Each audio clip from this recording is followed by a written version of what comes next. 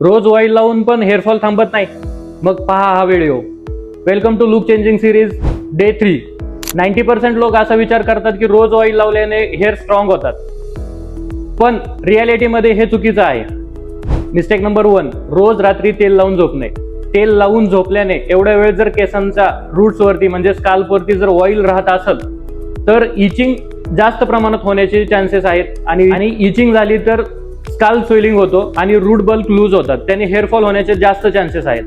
Mistake number 2, जास्त pressure देऊन oil massage करणे. ऑइल मसाज जास्त प्रेशर देऊन केल्याने रूट्स वीक होतात.